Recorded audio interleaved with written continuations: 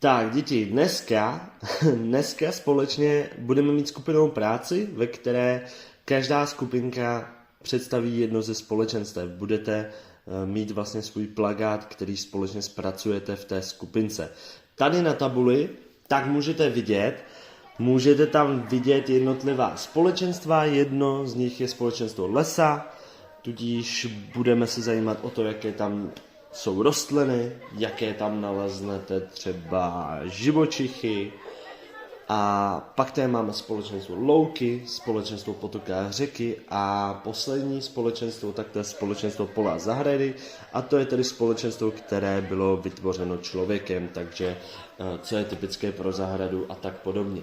No a bude to trošku dneska ještě okořeněné a to o to, že každý z vás v té skupince bude mít svoji roli.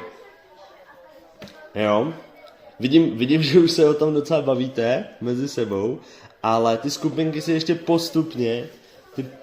si postupně ještě vylosujeme pomocí losovátek, ale ještě předtím, než se k tomu dostaneme, tak se vám pokusím představit jednotlivé role, které můžete v té skupince mít. Takže jeden z vás bude ten hlavní zapisovač nebo pisatel, bude teda zaznamenávat veškeré informace, které vyhledá hledač informací, což je další z rolí. Hledač informací, tak ten bude mít k dispozici pracovní sešit a učebnici a bude tam nacházet informace o tom daném ekosystému, o tom společenstvu.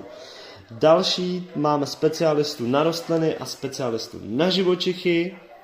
A tyto dva specialisté, tak ty budou hledat rostliny a živočichy, které nalezneme v tom daném společenstvu. Pak docela důležitá role, a myslím si, že budete mít zájem mít tuhle roli, tak je grafik nebo umělec. Ten se bude starat o obrázky na tom vašem projektu, na tom plakátu, takže to si